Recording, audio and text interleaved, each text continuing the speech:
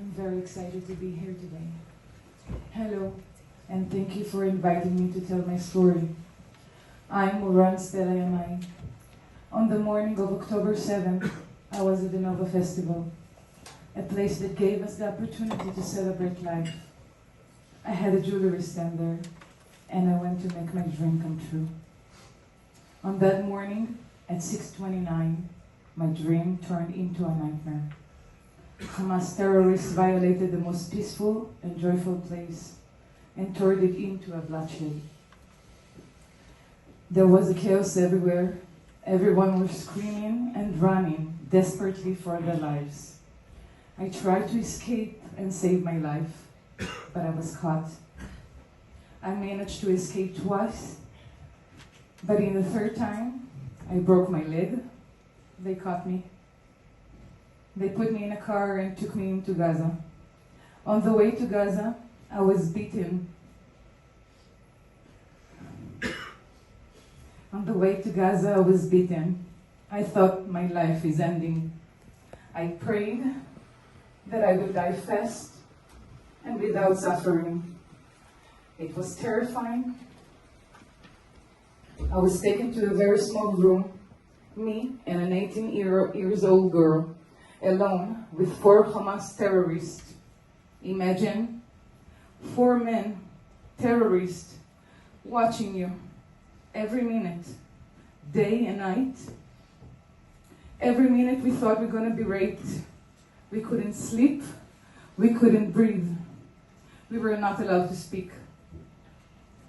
That's why I'm telling you that being held captive in Gaza is an insane experience of continuous panic attacks and nightmare. Every day leaves a scar on the soul. There were a few days, some that I will never forget. One day we played cards and even laughed, but in a fraction of a moment, everything turned upside down. One of the terrorists got mad at me and pointed his gun up to my head. He didn't fire, but I was convinced I would not make it through the night. Then the next day, the hunger and the despair was unbearable.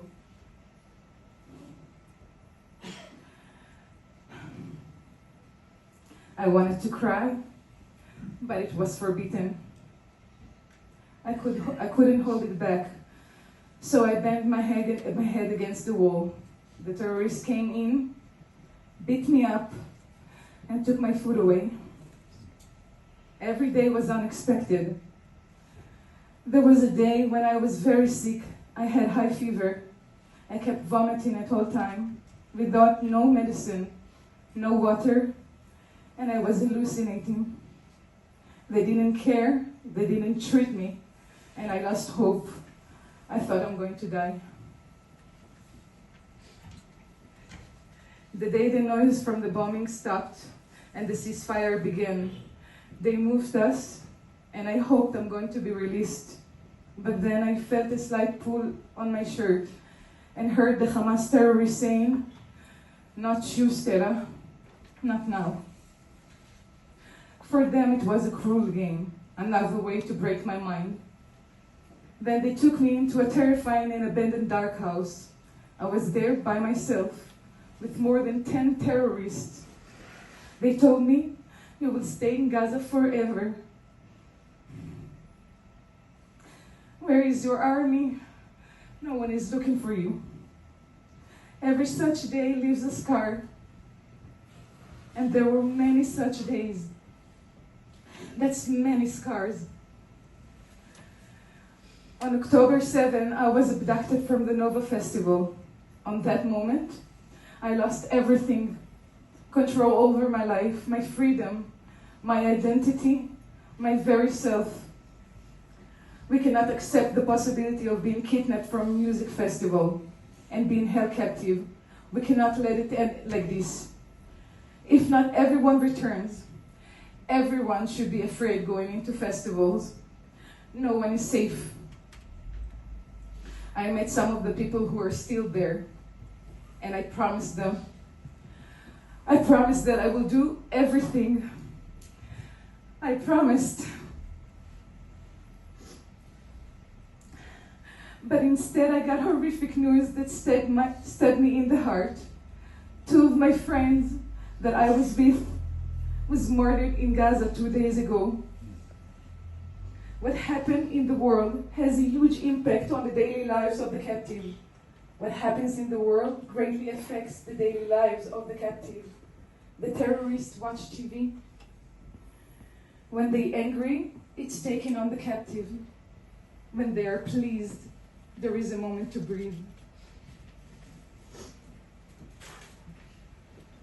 What happened in the world has a tremendous impact, and therefore, the world has a responsibility. We all have a responsibility. I believe that you, can press for an end to the suffering. I believe that you can press the release of the captive.